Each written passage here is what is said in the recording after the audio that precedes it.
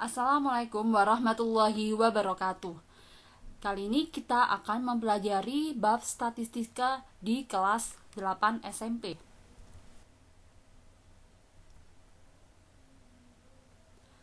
Sebelumnya kita harus tahu apa pengertian dari statistika. Statistika adalah ilmu yang menyajikan tentang mengumpulkan data, menyusun data, penyajian data, penganalisisan data, dan pengambilan kesimpulan secara tepat. Sebelumnya kita harus tahu apa itu populasi dan sampel. Populasi adalah objek wisata pelengkap yang mewakili sifat-sifat tertentu.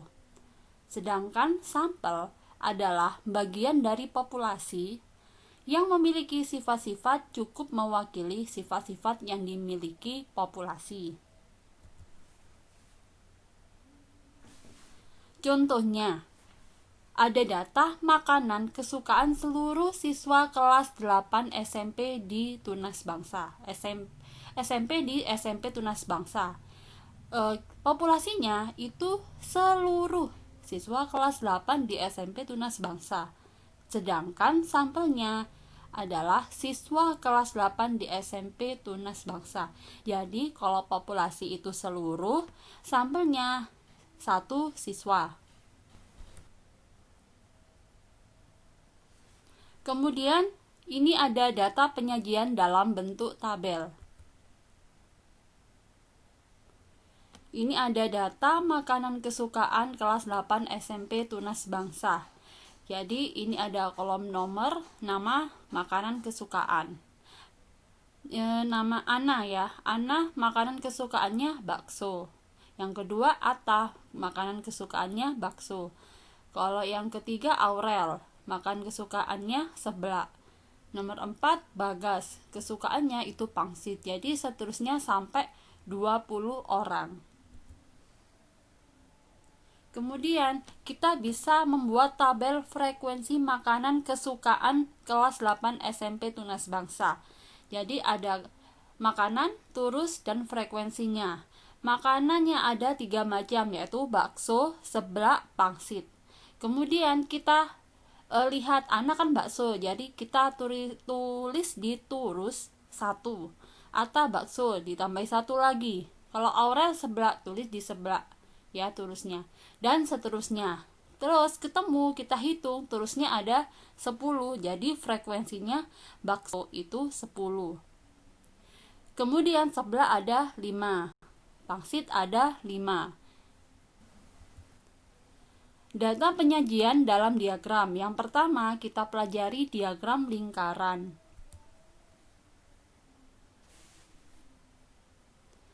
Tabel frekuensi makanan kesukaan kelas 8 SMP Tunas Bangsa. Data yang kita dapat tadi, bakso 10, seblak 5, pangsit 5. Kita cari presentasi suka bakso itu berapa? Suka bakso itu kan 10 per 20. 20 adalah jumlah seluruh siswa kelas 8. Jadi 10 per 20 dikali 100%, yaitu 50%. Yang kedua, persentase suka seblak. Seblak kan yang suka ada 5 per 20 dikali 100%. Jadi 5 kali 100 kan 500 per 20, jadi 25%. Persentase suka pangsit. Yang suka pangsit 5 per 20 dikali 100 sama dengan yang suka seblak, jadi 500 per 20, 25%. Setelah itu kita buat diagram lingkarannya. Nah, itu yang warna biru bakso 50%, jadi setengah bagian dari lingkaran. Kemudian seblak dan pangsit itu sama, kebetulan sama 25%, jadi 1/4 dari lingkaran. Yang kedua, diagram batang.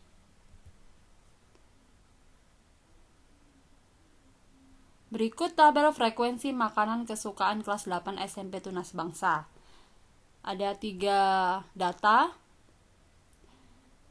Kita buat diagramnya. Jadi bakso yang warna biru itu kan ada 10. Jadi diagramnya sampai di angka 10. Sebelah yang warna orange itu 5. Jadi kalau 5 kan antara 4 dan 6 tengah-tengahnya. Begitu juga dengan pangsit yang warna hijau. Nah, seperti ini bentuk diagram batang. Ukuran pemusatan data pada data tunggal. Yang pertama itu mean atau biasa disebut dengan rata-rata. Berarti jumlah nilai dibagi banyaknya data. Rumusnya mean atau biasa disingkat X bar sama dengan jumlah data per banyak data sama dengan X1 ditambah X2 ditambah seterusnya sampai X ke N per N. Yang kedua yaitu modus. Modus adalah data yang mempunyai frekuensi tertinggi, jadi banyaknya tertinggi. Kemudian data yang mempunyai dua modus, jadi ada beberapa data yang tidak mempunyai satu modus, melainkan lebih. Kalau ada dua modus itu disebut bimodus. Data yang mempunyai lebih dari dua modus disebut multimodus. Jadi misalnya ada 3 modus dalam data tersebut.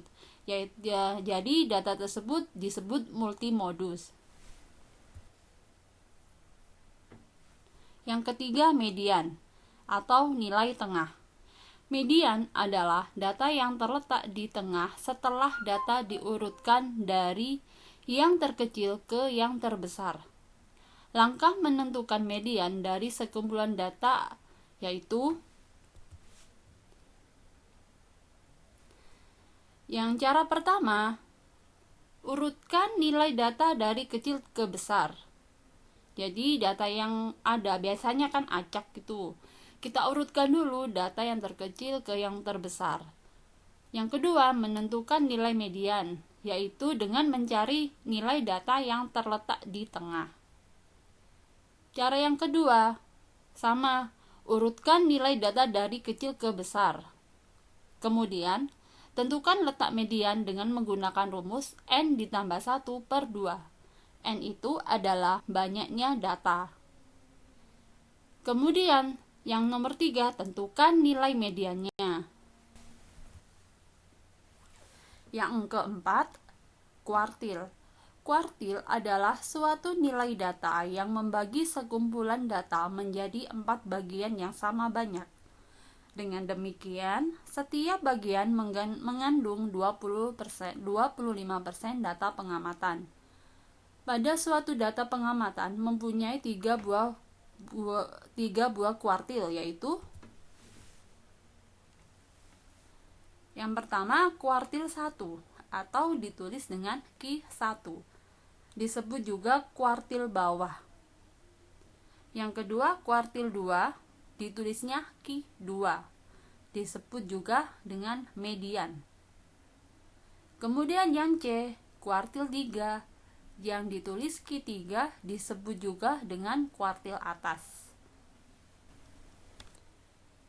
Cara untuk menentukan nilai kuartil sekelompok data tunggal sebagai berikut. Yang pertama, urutkan data pengamatan dari kecil ke besar. Yang kedua, cari mediannya terlebih dahulu atau kuartil kedua. Kita tahu kuartil kedua seperti langkah-langkah di atas. Nomor 3, cari kuartil 1 dan kuartil 3 dengan langkah-langkah di atas, yaitu dicari data yang terletak di tengah-tengah. Yang keempat, tentukan nilainya berapa, nilai kuartil itu berapa. Berikut jangkauan atau bisa disebut rentang atau range, yaitu jangkauan merupakan selisih nilai data terbesar dengan nilai data terkecil.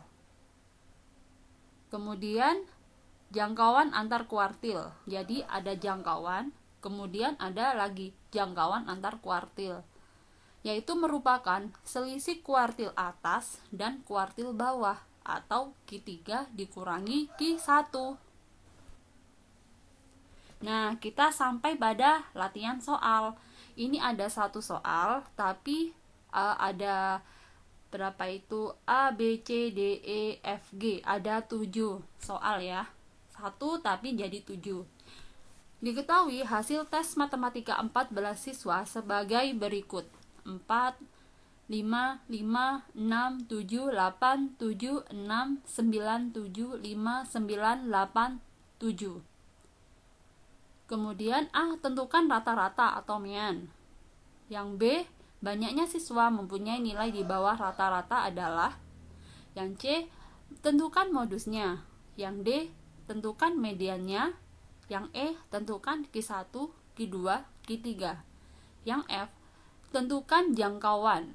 G, tentukan jangkauan antar kuartil. Oke, kita bahas bersama. Nah, data awal ada 4, 5, 5, 6, 7, 8, 7, 6, 9, 7, 5, 9, 8, 7. Data tersebut kita urutkan dari yang terkecil ke yang besar. Jadi 4, 5, 5, 5, 5-nya ada 3, 6-nya ada 2, terus 6, 6. Karena 7-nya ada 4, jadi 7, 7, 7, 7. Kemudian 8-nya ada 2, terus 8, 8, 9 juga ada 2. Kemudian yang A, kita mulai menjawab yang A, median atau X bar sama dengan jumlah data per banyak data. Jadi kalau jumlah itu data-datanya ditambah. 4-nya kan 1. 4 tambah 5-nya 3 berarti 3 kali 5. Dan 2 kali 6, 4 kali 7, 2 kali 8, dan 2 kali 9. Yang hasilnya dibagi dengan 14, yaitu banyaknya data. Jadi jumlah sama banyak itu beda ya. Kemudian hasilnya 4 tambah 15 tambah 12 tambah 28 tambah 16 tambah 18 per 14 sama dengan 93 per 14 sama dengan 6,64.